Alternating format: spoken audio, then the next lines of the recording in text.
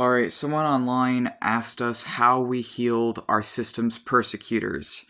So this is something I don't think I can answer concisely in a text-based format, so I'm going to be answering this question in a video format so that I'm able to talk more. So in our case, for our system, probably the hardest persecutor to live with would have been Lewis, who is now actually one of our co-hosts. But for a long time, Lewis was the part of us who would self-harm. Lewis was the part of us who would repeat the abuse of our past abusers to us in our head. And Lewis was the part of us who would tell us that we were worthless, would tell Max that Max is just a F-slur, nobody, like all the things that other people told us essentially. What Max eventually realized about Lewis is that Lewis, at the time that they had been Pursecutory under a different name when they were Pursecutory as well, that all the stuff Lewis had been doing, essentially, what we realized slowly was directly kind of a repeat or just repeating the PTSD or the trauma from the actual humans who had abused us. And Max realizing that changed how Max started to approach and work with Lewis. Lewis used to be just really kind of, how to put it, destructive, but more so unbalanced. Lewis was a deeply hurt person, and Lewis was not really aware of who they were, was in a lot of pain as well, was in a lot of pain and suffering. And for our system, because of the way we see our DID alters, Lewis, even at that time, presented as a demon to the other headmates, and they were really scary. They were not like the other, because the alter talking right now, Elysium, who is a combination of Max and Lewis. I also see myself in my headspace as a demon, but it's different to how Lewis was. Lewis was not like the friendly teacher, helpful, loving kind of demon that we now understand that there can be. He or they, but usually they is preferred for Lewis. They were more the, I am going to wreck your shit up and make you feel like the walls are bleeding and make you go insane because I'm just driving you fucking crazy kind of demon. And we didn't understand what was going on, but now looking back, we understand that it was all connected to our PTSD. It was all connected to our childhood trauma. It was all, even the false memories and the false narratives and everything else that was happening, our journals full of us writing conversations out with Satan and the other crazy crap we found, all of it was connected to childhood trauma. And Lewis, when they were a persecutor, was the embodiment, essentially, of our system's trauma. That's why they were so destructive, is because they didn't know any better. That, like, every part of a system, right, is made because the brain, out of survival, to keep you alive. It's all made when you're a child to keep you alive. So the way we see it is that Lewis's way of keeping us alive was, for a long time, when we were in abuse and living in abuse, was to rationalize and justify the abuse. Lewis was the part of us that was forced to endure a lot of, I think, the physical trauma of being spanked and other things in particular, I believe Lewis carries. And they're also a combination, because Lewis is also a combination sort of our littles, but grown up into an adult, because we do have teenage alters and we do have child alters, but Lewis is sort of the, I guess, adult version of all the child and teenage parts combined, but they were still persecutory. And so really, it was about a year's worth of work with Max desperately trying to delve into his shadow and understand what was going on. Lewis just sort of not helping the entire time, fighting him, harsh fighting him the whole time for months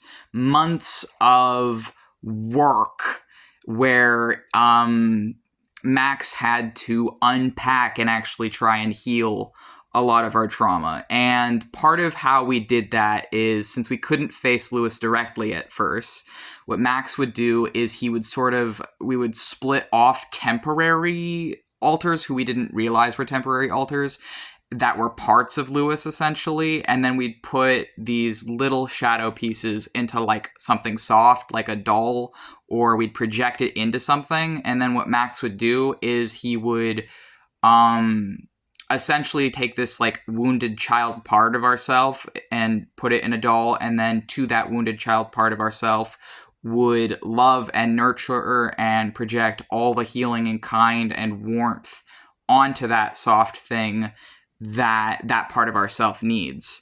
So it was sort of like we weren't able to confront Lewis or heal them until we healed every other part of ourself first. Because Lewis was like really like the hardest persecutor, it literally took one by one going through each individual headmate and healing their trauma as much as was possible, and then going through each part until we could get to Lewis. And then when we were able to get to Lewis, one of the things that Max did was a ritual, because we are a witch and our way of dealing with our disabilities is our witchcraft, among other means, but our witchcraft provides a means for us for dealing with our disabilities, and it's helped us more in 4 years than doctors did in 10, because they didn't know what the fuck was wrong with us. So we've had to pretty much figure all this stuff out alone. But Max did a ritual where he had like a mask that was like our shadow mask, essentially. And Max actually like put the dead name of Lewis in the mask, and then put the mask in a burning bowl with salt around it, and actually sort of like stabbed the mask and then burned it so that it like the mask actually was like burned to ash. And it was a pretty violent ritual, but from that point onwards, that was actually when Lewis stopped insulting Max. Like, after that, Lewis actually stopped lashing out as much, stopped, like, screaming at Max as much, stopped calling us the F slur and being really fucking awful and transphobic and other shit. Just all the, like, shit that our abusers had made us feel like. Lewis stopped doing that, or stopped repeating that when the mask had been burnt. And then what happened was, slowly Lewis actually started to open up. They changed their name to Lewis, was one thing. They also said that part of why they had been really transphobic to us is because they're non-binary and they didn't want to accept it. And so they're a non-binary headmate. And so Lewis said that they prefer they-them pronouns. There's a little bit of fluidity there, but most often it's they-them pronouns for Lewis. And then after that point on, Max and Lewis were able to like talk, were able to get to know each other, were able to sort of like, I guess it just naturally, they became friends, and we were able to continue to heal ourselves, and now we're a lot more balanced and we're a lot more stable since then. And this is how it worked for us, and I'm not sure if this advice will be helpful to the other system, or who I assume is another system or another plural, or perhaps someone else with just severe trauma who wants to hear how we did it. But that's what we had to do for ourselves. And the way that our brain I guess, like, did this is, for us, like, the story or narrative that we believe in, that we are living, is Max is a wizard, and we are all sort of wizards in our mind, and we're all different parts of a wizard. Our system views itself we're the court of consciousness system. We are literally the court of consciousness. Like the way our alters view ourselves is as gods who form a wizard's brain. And the way that that brain has healed itself was all these different, I guess, demons, the way we saw it, both good and bad. We had to literally one by one go through these different, I guess, Kleepoth within ourselves, but an easier way of putting it would be we had to go through all the levels of hell within ourselves. But if Jungian shadow work terms, we had to essentially heal our shadow, and as much as we could. It took about a year. Really, it took over a year. But the whole process of like fully being as stable as we are now, and like we still have issues, but we're a lot more stable than we used to be. It's taken about 4 years. But I think progress can be made. Like we were making progress every single month of those 4 years. Like every single month of the last 4 years doing this stuff, we have seen drastic change in our life, like radical and drastic change compared to who we used to be. So I would say to heal your persecutors, you have to love them. You have to learn to unconditionally and authentically love them. You have to learn to see that part of yourself that might be narcissistic, that might be cruel, that might be wicked, as a wounded, unbalanced being who desperately needs help, even if they don't realize it. And you have to take it upon yourself to personally heal them.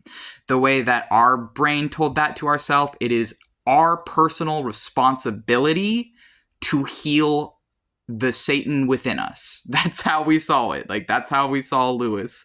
And Lewis identifies himself as a Satan figure. So, but that's how it worked for us. And now that Lewis is balanced, they're more like a Baphomet Osmodeus kind of figure, but there are personal brains formed of that. So yeah, that's the best way I can describe it. I really hope that this helps.